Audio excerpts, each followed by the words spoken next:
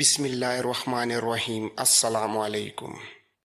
اس کے بعد رازق نے طریف بن مالک کو مخاطب کرتے ہوئے کہا، اے ابن مالک، ان رہائش گاہوں کے اندر خوراک کے دو طرح کے انتظامات ہیں۔ ایک طریقہ کار یہ ہے کہ کھانے کی اشیاء ہر رہائش گاہ میں مہیا کر دی جاتی ہیں اور لوگ خود پکا کر کھاتے پیتے ہیں۔ دوسرا طریقہ یہ ہے کہ اس میدان کے کارکن کھانا خود تیار کرتے ہیں اور پھر لوگوں میں کھانے کے موقع پر بانٹ دیتے ہیں۔ اے ابن مالک، تم کون سا طریقہ پسند کرو گے؟ طریف بن مالک نے فوراً بولتے ہوئے کہا، اے رازق، ہمیں کھانے کی اشیاء مہیا کر دی جائیں، ہم اپنے لیے کھانا خود تیار کر لیں گے۔ اس پر رازق نے پھر اس کارکن کو مخاطب کرتے ہوئے کہا، تم جاؤ اور ان دونوں رہائش گاہوں کے لیے سارے انتظام کرو۔ جب وہ کارکن وہاں سے چلا گیا تو رازق نے پھر طریف بن مالک کی طرف دیکھتے ہوئے کہا، اب تم تینوں اپنی اپنی رہائش گاہوں میں آرام کرو، دیکھو شام ہونے والی ہے۔ یہاں اب سرما کا موسم شروع ہو چکا ہے اور شام کے وقت سردی کافی بڑھ جاتی ہے۔ ابھی تھوڑی دیر میں جو کارکن یہاں سے گیا ہے تمہارے لیے ساری چیزوں کا انتظام کر دیتا ہے۔ میں اب چلتا ہوں، تم تینوں کے پاس آتا جاتا رہوں گا،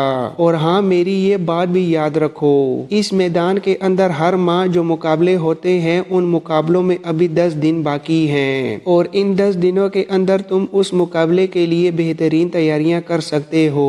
اب میں جاتا ہوں، تم تینوں آرام کرو۔ اس کے ساتھ ہی رازق نے ان تینوں کے ساتھ باری باری مصافحہ کر کے وہاں سے چلا گیا۔ رازق کے وہاں سے چلے جانے کے بعد طریف بن مالک نے اپنے دونوں ساتھیوں کو مخاطب کرتے ہوئے کہا، تم دونوں اپنے گھوڑوں کو اپنی رہائش گاہوں میں باندھو اور ان کی زینے اور زین سے بندھا ہوا سامان اتار کر کمرے میں رکھو اور پھر میری طرف آؤ۔ اتنی دیر تک میں بھی اپنے گھوڑے کو اندر باندھتا ہوں، پھر یہ میری والی رہائش گاہ میں ہی تینوں مل کر بیٹھتے ہیں۔ طریف بن مالک کے کہنے پر ہیشم اور یریم دونوں اپنے گھوڑوں کو پکڑ کر اپنی رہائش گاہ کے اندر لے جانے لگے تھے۔ یکا یک وہ اپنی جگہ پر رک گئے، اس لیے کہ انہوں نے دیکھا موت کے اس میدان کے کچھ کارکن ہاتھ سے کھینچے جانے والے کچھ ٹھیلوں کو کھینچتے ہوئے ان کے قریب آ رکے تھے۔ وہ ٹھیلے تعداد میں 3 تھے اور ان کے اندر لکڑی کے بڑے بڑے ڈولوں کے اندر پانی بھرا ہوا تھا۔ پھر ان میں سے ایک نے طریف بن مالک کو مخاطب کرتے ہوئے کہا، آپ تینوں ساتھی تھوڑی دیر تک اپنی اپنی رہائش گاہ کے باہر ہی رکیں اور اپنے گھوڑوں کو بھی باہر ہی رہنے دیں۔ اتنی دیر تک ہم آپ کی ان دونوں رہائش گاہوں کو اچھی طرح دھو کر صاف کر دیتے ہیں۔ طہارت خانوں اور مطبخوں کے اندر بھی تازے پانی کے ڈول رکھتے ہیں۔ اس کے بعد آپ لوگ اپنی اپنی رہائش گاہ میں داخل ہو جانا۔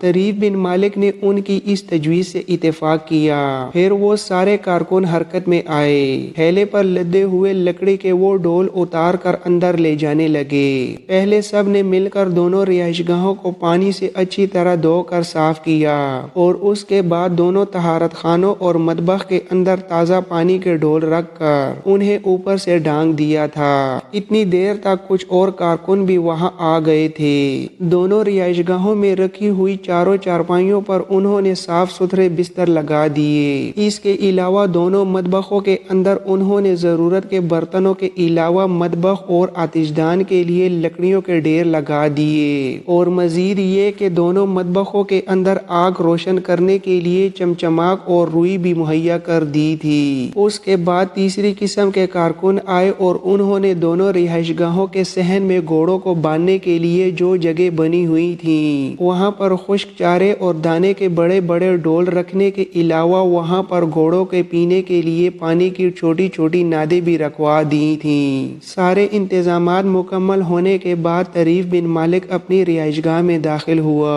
طریف نے پہلے پانی کی نان سے اپنے گھوڑے کو پانی پلایا، پھر گھوڑے کے زین سے بندھا اپنا بستر اور ضروری سامان اتار کر اپنے کمرے کے اندر لے گیا اور ایک مسیری پر وہ سارا سامان رکھ دیا، اس لیے کہ کمرے کا فرش ابھی تک دھونے کی وجہ سے گیلا پڑا ہوا تھا۔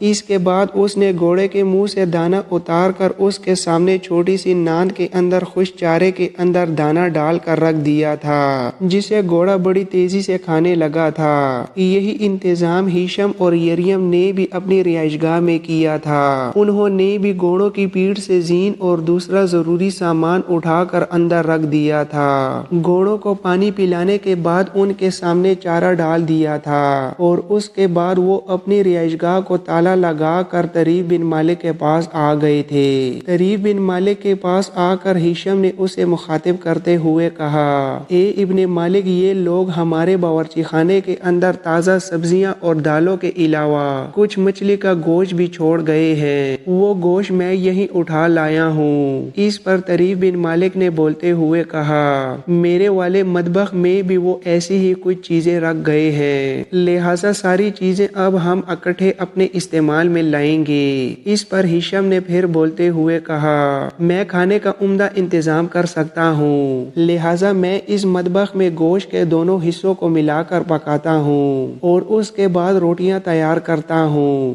اتنی دیر تک مریم رہائش گاہ کے آتش دان میں آگ جلاتا ہے تاکہ کھانا تیار ہونے کے بعد آتش دان کے پاس ہی بیٹھ کر ہم کھانا کھا سکیں۔ جب تک ہمارا یہاں قیام ہے کھانے کا انتظام میرے ذمہ ہوا کرے گا، جبکہ آتش دانوں میں آگ روشن کرنا مریم کے فرائض میں شامل ہوگا۔ اس کے ساتھ ہی ہیشم مطبخ میں گھس کر اپنے کام میں لگ گیا، جبکہ مریم کمرے میں داخل ہوا اور آتش دان کے اندر آگ روشن کرنے لگا تھا۔ ہیشم مطبخ کے اندر جلدی جلدی کھانا تیار کرنے لگا، جبکہ مریم نے آتش دان کے اندر آگ روشن کر دی تھی اور لکڑی اور چمڑے کی بنی ہوئی نشستوں پر طریف بن مالک اور مریم بیٹھ کر اپنے آپ کو گرم کرنے لگے تھے۔ کچھ دیر میں جب کھانا تیار ہو گیا تو ہیشم اور مریم دونوں نے مل کر کھانے کے برتن لگا دیے۔ تینوں نے پہلے مل کر کھانا کھایا، پھر ہیشم اور مریم دونوں نے مل کر کھانے کے برتن صاف کر کے رکھ دیے۔ کچھ دیر تک وہ تینوں آتش دان کے پاس بیٹھ کر آپس میں باتیں کرتے رہے۔ اس کے بعد ہیشم اور مریم اٹھ کر اپنی رہائش گاہ کی طرف چلے گئے تھے، جبکہ طریف بن مالک نے اٹھ کر پہلے گھوڑے کے سامنے رکھی ہوئی نند کے اندر ہاتھ مارتے ہوئے اوپر کا چارہ نیچے اور نیچے کا چارہ اوپر کیا، پھر اپنی رہائش گاہ کو اندر سے اس نے کنڈی لگا لی۔ اس کے بعد وہ کمرے کے اندر آیا، اپنا بستر اور ضروری سامان جو اس نے گھوڑے کی پیٹھ سے اتار کر ایک بستر پر رکھ دیا تھا وہ اٹھا کر فرش پر رکھ دیا، اس لیے کہ کمرے کے اندر آتش دان میں آگ روشن ہونے کے باعث فرش اب سوکھ چکا تھا، اور پھر ایک بستر میں گھسنے کے بعد اوپر لحاف اوڑھ کر وہ سو گیا۔ یوں ہسپانیہ کے مرکزی شہر ٹولیڈو میں موت کے اس میدان کی رہائش گاہوں میں رہتے ہوئے دن گزرتے رہے۔ ہسپانیہ کے بادشاہ اتیشہ کا سردار رازرک تقریباً ہر روز طریف بن مالک سے ملنے کے لیے آتا۔ جس روز موت کے اس میدان میں تیغ زنی کے مقابلے ہونے تھے، اس روز صبح صبح رازرک طریف بن مالک کی رہائش گاہ میں داخل ہوا۔ اس وقت تک طریف بن مالک فجر کی نماز ادا کرنے کے بعد صبح کے کھانے سے بھی فارغ ہو چکا تھا۔ رازرک نے طریف بن مالک کے ساتھ آتش دان کے سامنے رکھی ہوئی لکڑی اور چمڑے کی بنی ہوئی نشستوں پر بیٹھتے ہوئے طریف بن مالک کو مخاطب کرتے ہوئے کہا، اے ابن مالک، وہ دن آ پہنچا ہے جس کا مجھے شدت سے انتظار تھا۔ آج مہینے کا وہ دن ہے جب موت کے اس میدان میں تیغ زنی کے مقابلے ہوتے ہیں۔ تھوڑی دیر تک ٹولیڈو اور اس کے آس پاس کے شہروں اور قصبوں کے لوگ موت کے اس میدان میں جمع ہونا شروع ہو جائیں گے۔ اس کے بعد اس میدان میں ہسپانیہ کا بادشاہ اتیشہ، اس کے بیٹے، بیوی اور بیٹی بھی اس میدان کے اندر آن بیٹھیں گے اور اتیشہ مقابلہ شروع کرنے کا حکم دے گا، اور پھر اس میدان کے اندر موت کا کھیل اور خون کی ہولی کھیلی جائے گی۔ تیغ زنی کے ایسے دل دہلا دینے والے اور رونگٹے کھڑے کر دینے والے مقابلے ہوں گے کہ دیکھنے والے دنگ رہ جائیں گے۔ اے ابن مالک، اب تم بھی اپنی تیاری کرو، تھوڑی دیر تک تم بھی میرے ساتھ اس میدان میں اترو گے اور یہاں کے بہترین تیغ زنوں کے ساتھ مقابلہ کر کے اپنے تجربے اور اپنی تیغ زنی کا مظاہرہ کرو گے۔ رازرک کی یہ گفتگو سن کر طریف بن مالک اپنی جگہ سے اٹھ کھڑا ہوا۔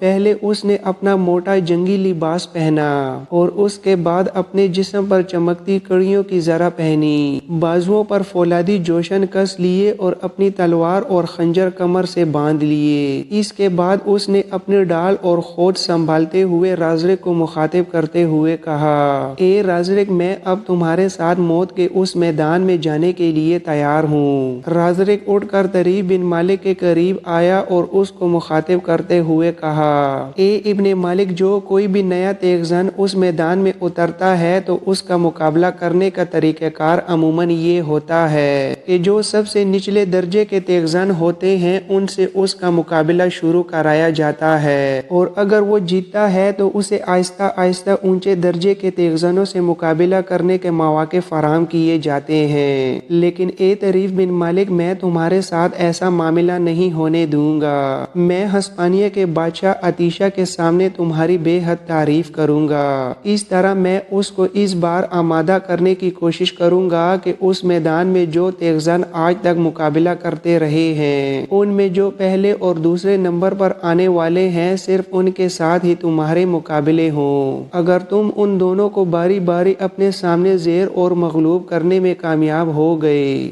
تو پھر سنو، ہسپانیہ کے اندر تم سے بڑھ کر کسی اور کی قدردانی اور عزت افزائی نہیں ہوگی۔ میں سمجھتا ہوں کہ اگر تم ایسا کرنے میں کامیاب ہو گئے تو ہسپانیہ کا بادشاہ عطیشہ نہ صرف یہ کہ تمہیں مال و دولت سے نواز کر رکھ دے گا بلکہ تمہاری حیثیت اس کے بہترین اور ہر دل عزیز سرداروں جیسی ہو کر رہ جائے گی۔ یہاں تک کہنے کے بعد رازق تھوڑی دیر کے لیے رکا اور پھر وہ دوبارہ طریف بن مالک کو مخاطب کرتے ہوئے کہہ رہا تھا، اے ابن مالک، میں تم پر ایک اور انکشاف کرتا ہوں، اور وہ یہ کہ تیغ زنی کے ان مقابلوں میں ہمیشہ اول آنے والا ایک انتہائی خوبصورت اور قد آور ہسپانوی جوان ہے، اس کا نام رومیر ہے۔ ہسپانیہ کا بادشاہ عطیشہ اس رومیر کی بے حد عزت کرتا ہے، اور رومیر کو بادشاہ نے اپنی بیٹی کا تیغ زنی کی تربیت کے لیے استاد اور اتالیق مقرر کر رکھا ہے۔ اور اے ابن مالک، ہسپانیہ کے بادشاہ عطیشہ کی ایک بیٹی ہے جس کا نام اکلیما ہے۔ وہ ابھی نو عمر ہے اور اس جیسی خوبصورت اور حسین لڑکی میں نے آج تک نہیں دیکھی۔ یہ اکلیما رومیر سے محبت کرتی ہے، جبکہ میں بھی اس اکلیما کو پسند کرتا ہوں اور چاہتا ہوں کہ اس سے شادی کروں، لیکن اکلیما مجھے ناپسند کرتی ہے اور مجھ سے ہمیشہ نفرت کا اظہار کرتی چلی آئی ہے، لیکن میں نے بھی عہد کر رکھا ہے کہ ہر صورت میں اکلیما کو حاصل کر کے رہوں گا۔ اکلیما کو رومیر پر بڑا فخر اور گھمنڈ ہے کہ وہ ہسپانیہ کا اول نمبر کا تیغ زن ہے۔ اے ابن مالک، اگر تم آج مقابلے میں رومیر کو اپنے سامنے زیر اور مغلوب کر دو تو پھر اکلیما کا سارا گھمنڈ اور فخر ٹوٹ کر رہ جائے گا، اور میرا خیال ہے کہ اسے رومیر سے پہلی والی محبت اور چاہت نہیں رہے گی۔ اس طرح شاید میں اکلیما کو حاصل کرنے کا کوئی طریقہ اور ہیلا نکال سکوں۔ رازرک جب خاموش ہوا تب طریف بن مالک نے اسے مخاطب کرتے ہوئے کہا، اے رازرک، تمہاری باتوں سے مجھے یاد آیا، میرے پاس جولین کی بیٹی فلورنڈا کے نام اس کے باپ کے خط کے علاوہ اس کا کچھ سامان بھی ہے۔ اب تم یہ بتاؤ کہ یہ خط اور سامان میں کیسے اس کے حوالے کروں؟ اس پر رازرک نے اور زیادہ خوشی کا اظہار کرتے ہوئے کہا، سامان اس کے حوالے کرنا کون سا مشکل کام ہے؟ کاؤنٹ جولین کی بیٹی شاہی رواج کی تربیت کے لیے شاہی محل میں رہ رہی ہے اور آج تیغ زنی دیکھنے کے لیے وہ بھی میدان میں آئے گی، لہٰذا تم اس کا سامان اور اس کے باپ کا خط اپنے ساتھ لے لو، اور یہ دونوں چیزیں ہم موت کے میدان میں ہی اس کے حوالے کر دیں گے۔ اے ابن مالک، میں تم پہ انکشاف کروں کہ یہ کاؤنٹ جولین کی بیٹی فلورنڈا ہسپانیہ کے بادشاہ عطیشہ کی نواسی ہے، کیونکہ عطیشہ کی بڑی بیٹی کاؤنٹ جولین کی بیوی ہے۔ عطیشہ کی دو بیویاں تھیں جس میں سے ایک مر چکی ہے، اس سے صرف دو بیٹے شانجا اور جیوس ہے، دوسری بیوی ابھی زندہ ہے جس کا نام الیانا ہے۔ اس بیوی سے عطیشہ کا ایک لڑکا اور دو لڑکیاں ہیں، بیٹے کا نام یوریکا ہے اور دونوں بیٹیوں میں سے ایک اکلیما ہے جسے میں پسند کرتا ہوں، اور دوسری بیٹی وہ ہے جس کی شادی سبتا کے حاکم کاؤنٹ جولین سے ہو چکی ہے، اسی کی بیٹی فلورنڈا کے لیے تم سامان اور خط لے کر آئے ہو۔ دیکھو ابن مالک، اکلیما فلورنڈا کی خالہ ہے اور دونوں ہی غیر معمولی طور پر ہم شکل ہونے کے ساتھ ساتھ انتہا درجے کی خوبصورت بھی ہیں۔ اس وقت ہسپانیہ کے اندر دو ہی لڑکیاں ہیں جنہیں میں پسند کرتا ہوں اور جن سے میں نے شادی کرنے کرنے کا عہد کر رکھا ہے۔ ایک یہ اقلیمہ اور دوسری کا نام لونا ہے، جو ہسپانیہ کے ایک رئیس اور سردار کی بیٹی ہے اور وہ مجھے پسند بھی کرتی ہے۔ اس کے باپ سے بھی میری بات ہو چکی ہے اور عنقریب میری لونا سے شادی بھی ہو جائے گی، لیکن یہ جو اقلیمہ ہے یہ مجھ سے انتہا درجے کی نفرت کرتی ہے اور میں عزم کر چکا ہوں کہ ایک نہ ایک روز اسے اپنے سامنے ضرور جھکا کر رہوں گا۔ اور اے ابن مالک، میں تم پر یہ بھی انکشاف کروں کہ ہسپانیہ کے بادشاہ عطیشہ کے وہ بیٹے جن کے نام شانجا اور جیوس ہے اور جن کی ماں بھی مر چکی ہے، وہ بھی ان دنوں عطیشہ کے خلاف ہو چکے ہیں، اس لیے کہ وہ عمر میں بڑے ہیں، جبکہ عطیشہ نے ان دونوں کو نظر انداز کرتے ہوئے اپنے چھوٹے بیٹے اور اقلیمہ کے بڑے بھائی یوریکا کو اپنا ولی عہد مقرر کر دیا ہے۔ یہ شانجا اور جیوس بھی میرے گہرے دوست اور وفادار ہیں، وہ دونوں چاہتے ہیں کہ ولی عہد بننے کے لیے میں عطیشہ کے خلاف ان کی مدد کروں، پر میں ابھی تک ان کی ان خواہشوں کا ساتھ نہیں دے رہا۔ پر اے ابن مالک، چھوڑو ان باتوں کو، جو سامان تم نے عطیشہ کی نواسی اور کاؤنٹ جولین کی بیٹی کے حوالے کرنا ہے وہ لے لو تاکہ ہم موت کے میدان کی طرف چلیں۔ طریف بن مالک نے فوراً وہ خط اور سامان لے لیا جو اس نے فلورنڈا کے حوالے کرنا تھا۔ دونوں رہائش گاہ سے باہر نکلے۔ طریف بن مالک نے اپنی رہائش گاہ کو باہر سے قفل لگا دیا۔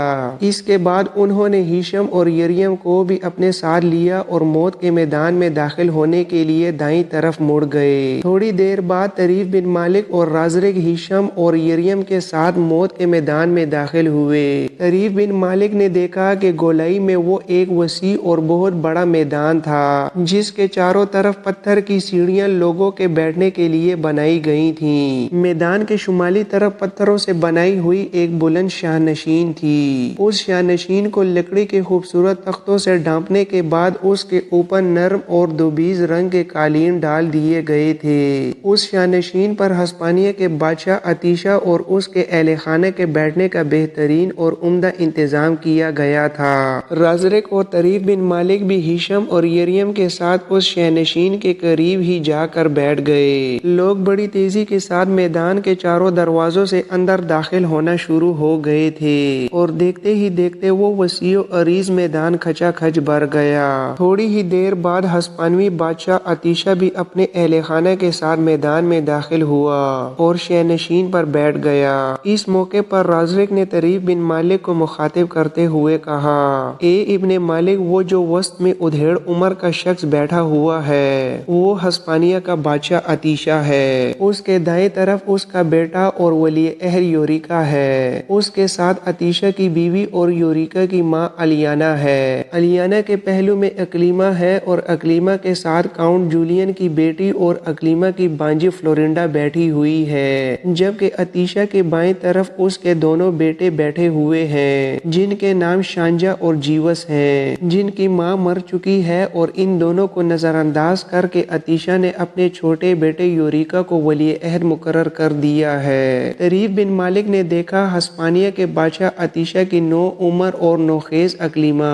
صبح کی جلپریوں جیسی اور حسین غزل کے روپ جیسی خوبصورت دکھائی دے رہی تھی، اور ساتھ بیٹھی ہوئی عمر میں اس سے بڑی بانجی اور سبتا کے حاکم کاؤنٹ جولین کی بیٹی فلورنڈا بھی نہ صرف یہ کہ شکل میں حیرت انگیز طور پر اقلیمہ سے ملتی جلتی تھی، بلکہ وہ اپنے حسن اور خوبصورتی اور دل نوازی میں بھی اقلیمہ کی طرح تھی۔ اس موقع پر رازرک اپنی جگہ سے اٹھ کر اس شاہ نشین کے سامنے آیا جس پر ہسپانیہ کا بادشاہ عطیشہ اپنے اہل خانہ کے ساتھ بیٹھا ہوا تھا۔ رازرک نے مؤدب ہو کر اور اپنی گردن کو خم کرتے ہوئے عطیشہ کو مخاطب کیا، اے بادشاہ، آج کے مقابلے میں میدان کے اندر ایک نیا خونخوار تیغزن لایا ہوں، اور میری خواہش ہے کہ اس نئے تیغزن کا مقابلہ ان دونوں جوانوں سے کرایا جائے جو ہمیشہ ان مقابلوں میں اول اور دویم چلے آ رہے ہیں۔ اس نئے آنے والے تیغزن کا نام طریف بن مالک ہے۔ یہ افریقہ سے آیا ہے اور اسے آپ کے داماد اور آپ کی نواسی فلورنڈا کے باپ کاؤنٹ جولین نے بھیجا ہے۔ یہ مسلمان ہے اور افریقہ کے مسلمان جرنیل موسیٰ بن نصیر کے بہترین جرنیلوں میں سے ایک ہے۔ یہ کاؤنٹ جولین کا ایک خط بھی میرے نام لے کر آیا ہے، اور خط میں کاؤنٹ نے اس کی تیغزنی اور بہادری کی بے حد تعریف کی ہے۔ اس کے علاوہ یہ جوان فلورنڈا کے نام ایک خط اور کچھ سامان بھی لے کر آیا ہے۔ اس انکشاف پر قریب ہی بیٹھی ہوئی بادشاہ کی نواسی فلورنڈا چونکی اور رازرک کو مخاطب کرتے ہوئے کہا، وہ جوان جو افریقہ سے آیا ہے اور جسے میرے باپ نے ہسپانیہ روانہ کیا ہے، یہاں بلاؤ تاکہ میں اس سے پوچھوں کہ وہ میرے لیے کیا چیزیں لے کر آیا ہے۔ اپنی نواسی کی یہ گفتگو سن کر ہسپانیہ کے بادشاہ عطیشہ کے چہرے پر ہلکی ہلکی گھبراہٹ نمودار ہوئی۔ پھر اس نے رازرک کو مخاطب کرتے ہوئے کہا، جس جوان کی تم نے میرے سامنے تعریف کی ہے اور جو کاؤنٹ جولین کی طرف سے میری نواسی فلورنڈا کے لیے کوئی سامان لے کر آیا ہے، اسے اپنے ساتھ لے کر میرے سامنے پیش کرو۔